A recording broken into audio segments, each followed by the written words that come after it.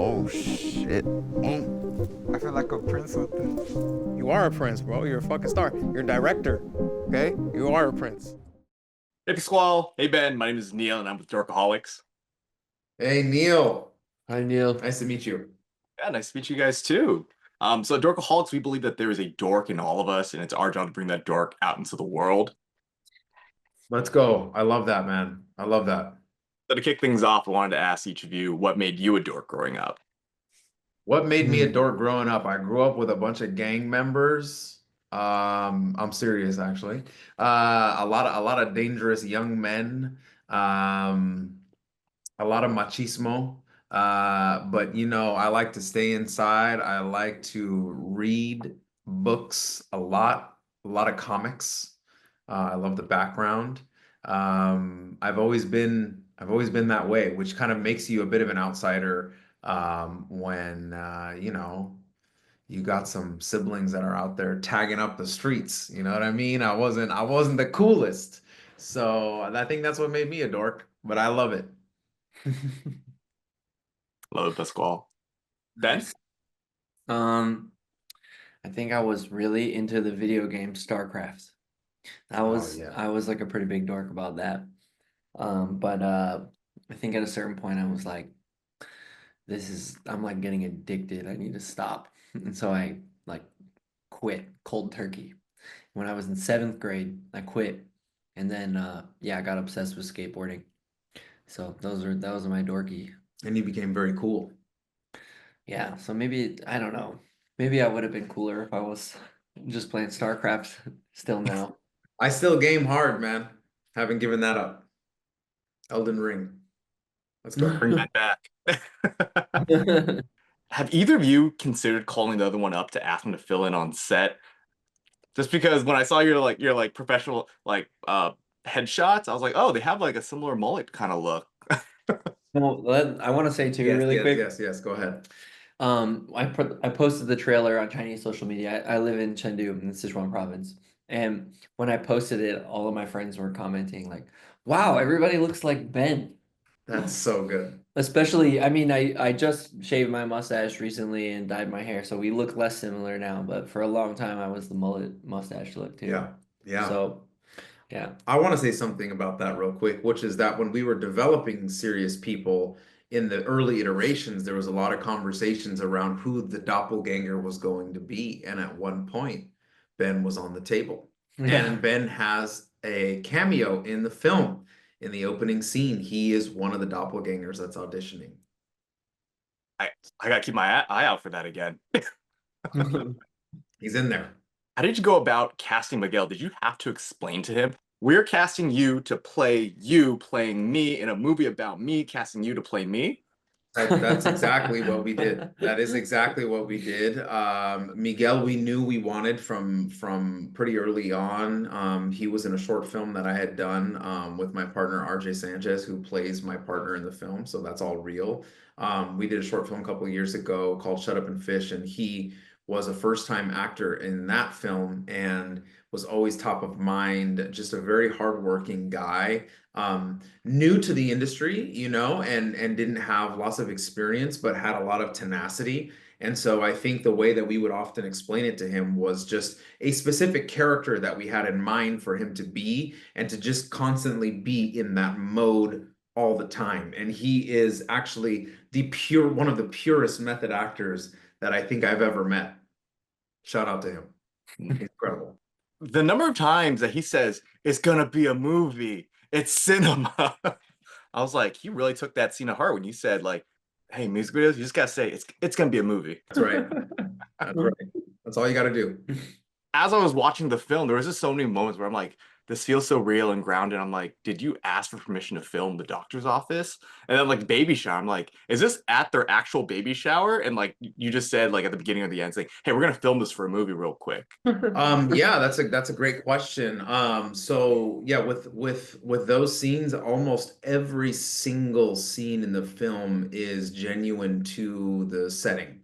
And that's also what allowed us to make the film in the way that we did, which is it's a very it's a very low budget indie film, and it was very outside of the system. And so we kind of had to do what we needed to do, but it worked because the creative was all about that to begin with. So everybody was kind of in on it. One thing that was great is that, we have a big network here in LA of fellow filmmakers and creatives, and everybody that's in front of the camera is also in the film industry to some capacity.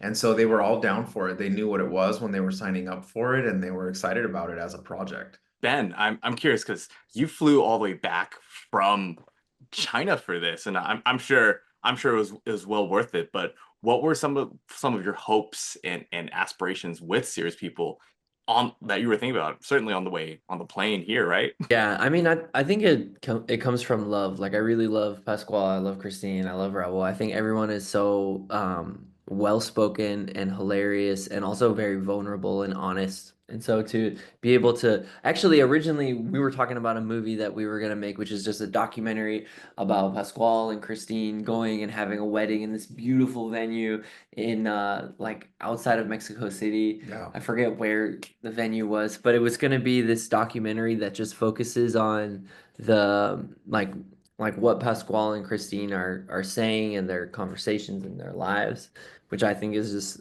amazing. And I think yeah, I feel like when Pasquale had the dream, like this idea about a doppelganger replacing Pasquale came to him in a dream. And when he contacted me about it, I was like, yeah, like we just got to do it. And I had just finished last year of Darkness, and so I was thinking about a new project when Pasquale hit me up, and I think it was like perfect timing.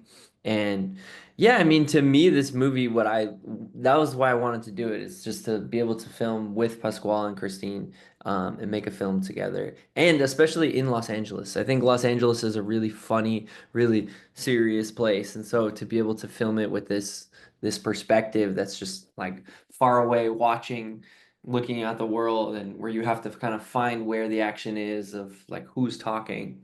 Um, yeah, it was a really exciting opportunity and really fun, and yeah, like we just had a great time doing it.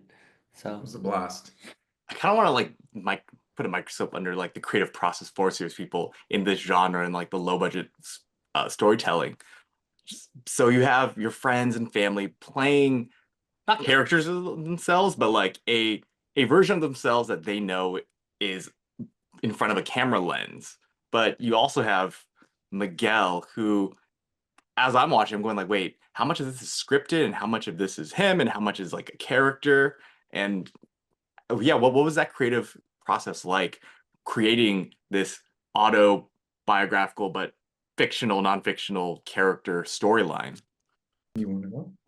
yeah, I can talk about it first, Yeah. and then Yeah. come in at any point. I mean, it was really fun, and I think what's fun about it is we had been talking about making movies together since we were roommates in downtown LA together 10 years ago. And one of our producers on the film, Teddy Lee, was also roommates there, and the sound mixer who made the song that's featured in the film was also living there, sort of. And we were Yeah. all hanging out in this time frame of like post grad and like just being creative in Los Angeles. And it was kind of a magic time period where we wanted to make a film, but it didn't seem attainable at the time. And then now, like fast forward 10 years later, we're like, okay, Pasquale is going to be a father in 6 months. We have to make this movie. If we don't make it now, it'll just never happen. We'll just never make a movie together. Pasquale's going to disappear into the abyss. He'll stop hitting us up. We're gonna not be able to find you. We didn't know where you would go. Yeah.